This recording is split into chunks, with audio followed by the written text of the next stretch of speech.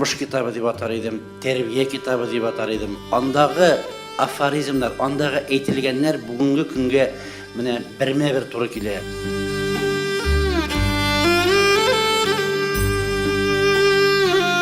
Кудату билек, кудату билек дигән сүз инде бәхетле итү өчен белем инде. Кемдә бәхетле буларак телсә, минем китапны укысын дип яза инде.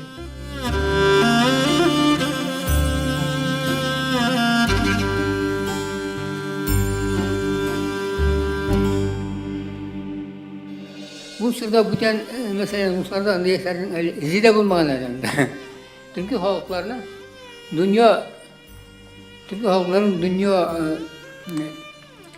dünyavi uçuşka, progreska kiritken ülüşü otarga mümkün. Bu edebi eserine tugil, bu üzne toplangan sinkritik eser, mında felsefe de var, mında sosyoloji da, mında pedagogika da var.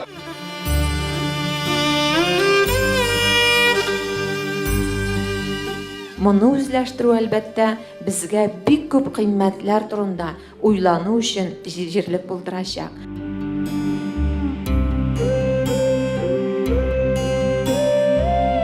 Моны күз алдына китереп, bu binihaya zor хезмәт, 14 меңгә якын шигырь юлы. Һәм бу гадәти генә тәрҗемә түгел. Һәм менә без Рифат Ахмаджановка рәхмәт әйтергә тиеш. Күрнекле филолог Zeki Veli'yi tavuk alganım. Ben bu eserini Zeki Veli'yi koluna elekten Tulu Iskası bu inşaat tercüme ettim. Rusya'ya kadar bir kitaplar çıkarırlar bizim ağabeylerinde. 19. asırdan bir kitaplar çıkarırlar. 20. asırda devam ettiler. Lakin bana kodata bölükle böyle çıkarmalarına kalkan çıkarsa.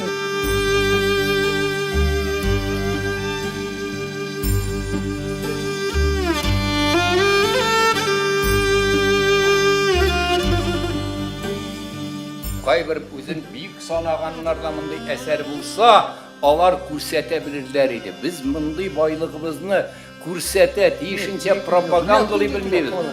Гавамга, массага җиткерә белмибез. Мондый байлыклар бездә гаҗәеп күп.